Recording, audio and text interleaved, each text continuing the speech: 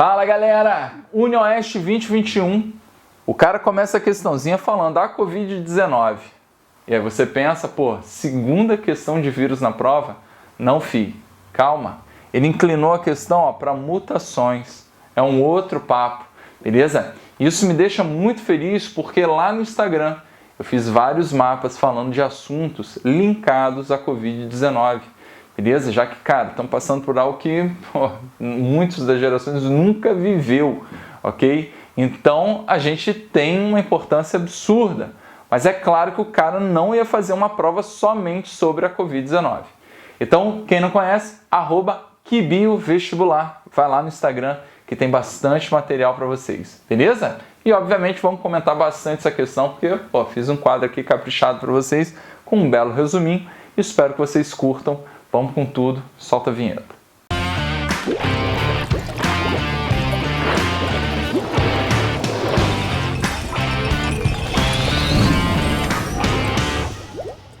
Pronto, galera, estamos de volta, a questãozinha tá aí para vocês. Como eu disse, ele começa falando da Covid, fala do SARS-CoV-2. Meu irmão, só que pode vir aqui que ele não está falando nada disso, está falando de mutação, beleza? Da alta capacidade aí de mutação desse vírus. E quando a gente fala em mutação, galera, a gente tende a pensar logo em quê? Síndrome de Down, Klinefelter, ok? Que são os tipos mais comuns em prova, né? A gente fala muito das mutações cromossômicas, aquelas que relacionam o número ou a estrutura do cromossomo, beleza? As numéricas, as mais famosas. Euploidias, que a gente varia o número de pacotes cromossômicos. As aneuploidias, que a gente varia a unidade, não é isso? Eu acrescento ou retiro um cromossominho desses caras. É claro que tem outros tipos, estou falando só das principais aqui, um resumo bem simples. Beleza? Mas a gente pode trabalhar com a ideia também da estrutura do cromossomo. Você tira um fragmento, deleção, rola a duplicação, ok? Rola inversão e translocação, que é um papo que já caiu, aqui, fi, no Enem, questão bem específica sobre translocação, ok? Que é a troca de fragmentos de cromossomos que não são homólogos, beleza? Fica ligado, se cai demais. Bom, as mutações gênicas, ok? Está atrelado, a algo bem menorzinho, às vezes somente uma base nitrogenada. É um papo que vem muitas vezes camuflado nas questões de síntese de proteína. Inclusive, ele fala muito nessa questão de produção de proteína, ok? Porque a alteração de uma basezinha pode trabalhar pode danificar, muita coisa aqui na nossa vida, beleza? Então, não é nem um pouco tranquilo a gente desconsiderar, ok?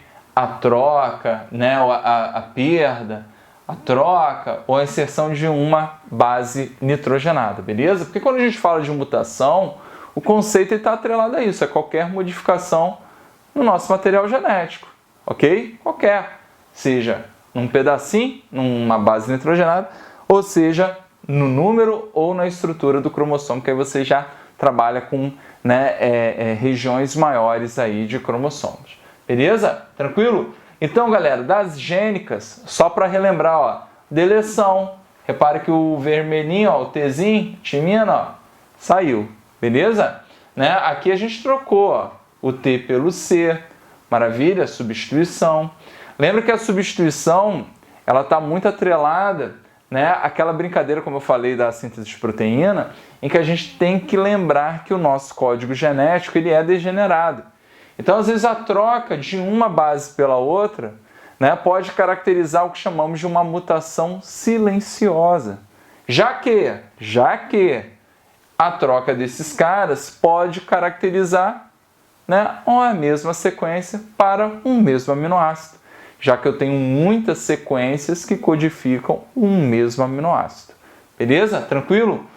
E a inserção ou adição, que você acrescenta uma base nitrogenada na jogada. Show de bola? Tranquilo? Então fiz uma apanhada aí para a gente relembrar as mutações. Vamos de fato às questões, beleza?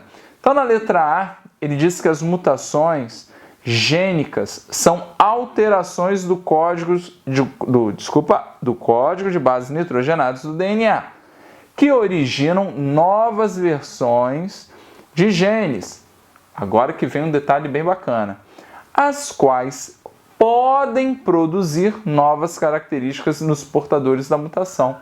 Beleza, podem ou não, não é isso? Então eu curti essa opção porque ele colocou de maneira sutil que não é obrigatório, porque como eu falei, né, a alteração aqui, ó, substituição, pode caracterizar uma mutação silenciosa e o cara não ter, né, um problema imediato devido a essa alteração.